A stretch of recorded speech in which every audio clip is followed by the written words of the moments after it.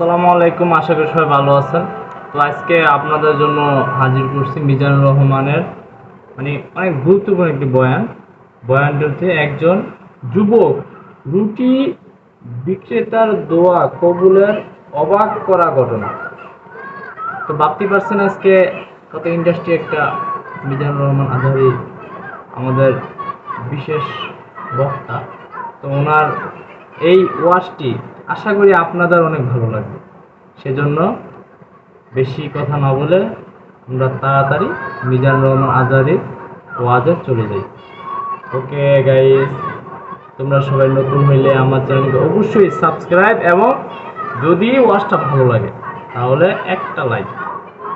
তোমাদের এই লাইকটি আমাদেরকে অনুপ্রেরণা পূরণ করে। সেজন্য অবশ্যই আমরা ওয়াজে চলে যাই।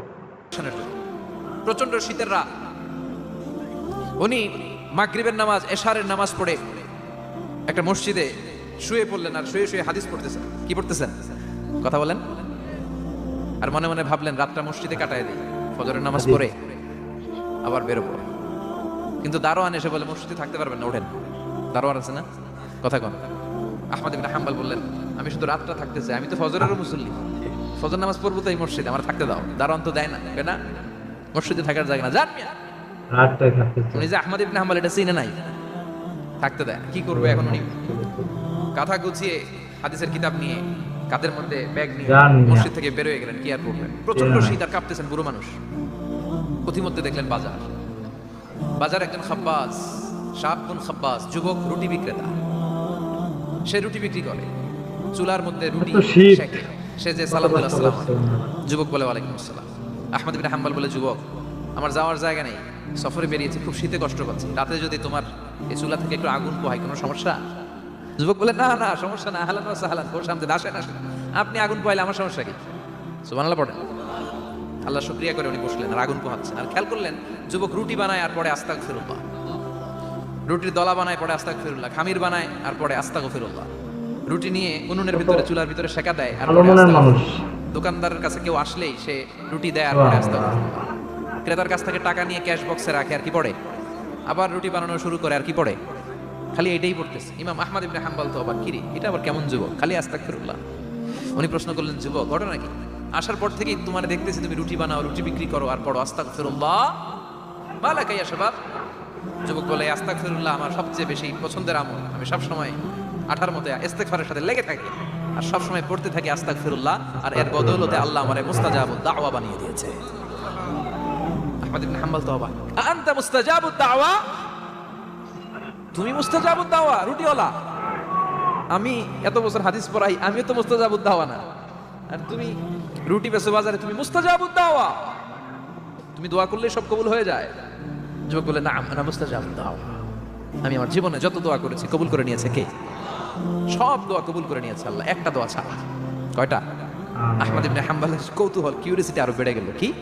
সব দোয়া কবুল হয়েছে একটা দোয়া ছাড়া। মাযালিকা দুআ ইয়া শাব, কি সেই দোয়া?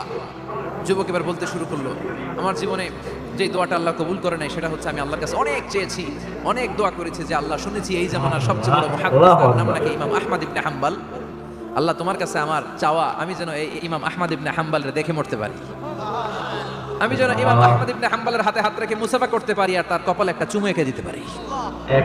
আহমদ ইবনে হাম্বল আবেগপ্রবণ হয়ে গেলেন, চোখের পানি ছেড়ে দিলেন, বললেন, যুবক তোমার এই দোয়াটাও কবুল হয়ে গিয়েছে।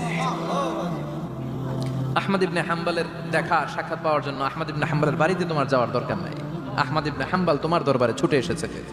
আনা আহমদ ইবনে হাম্বল মুহাদ্দিসুদ দাহর, আমি নিজেই আহমদ ইবনে হাম্বল।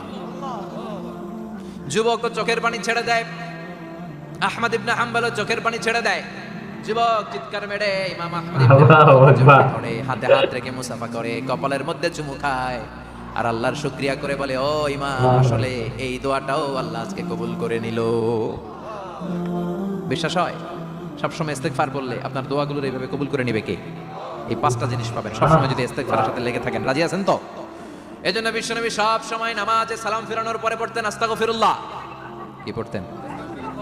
3 বার পড়তেন আস্তাগফিরুল্লাহ, আস্তাগফিরুল্লাহ, আস্তাগফিরুল্লাহ। পড়তে রাজি আছেন?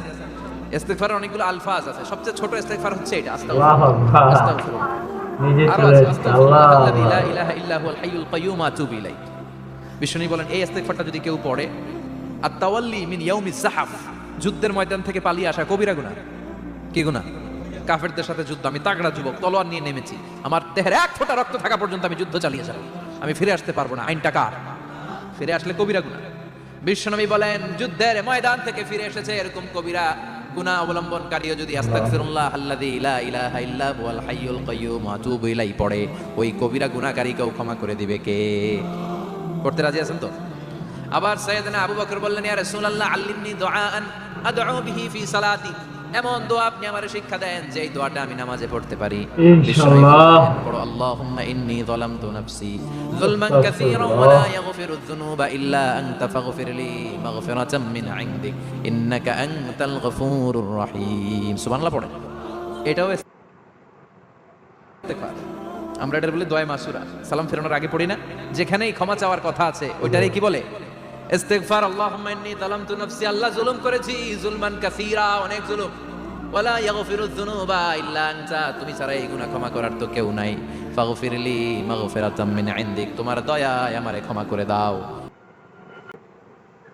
তো বন্ধুরা, মিজানুর রহমান আজারি হুজুর আস্তাগফিরুল্লাহ নিয়ে অনেক কিছু বলছেন, তো আমরা চেষ্টা করব, এমনকি আল্লাহর দোয়া করবো যাতে এটাকে আমল হিসেবে নিতে পারি। তো সেজন্য আমরা সবাই চেষ্টা করি। আর নতুন নতুন ইসলামিক ভিডিও এবং কি ইতিহাস নিয়ে আপনাদের সামনে আমি মোহাম্মদ রাজীব আপনাদের সামনে বিভিন্ন ইতিহাস এবং কি ওয়াজ আপনাদের শুনতে চাইলে অবশ্যই কমেন্ট বক্সে লিখে পাঠিয়ে দেন। আমি আমার মতো যথেষ্ট চেষ্টা করব সাধ্য মতো আপনাদের সামনে ভিডিওগুলো উপস্থাপন করার জন্য। আমি নতুন, তো সবাই আমাকে সাপোর্ট করবেন, আমি আশাবাদী ইনশাআল্লাহ। আজকের মতো এখানেই শেষ।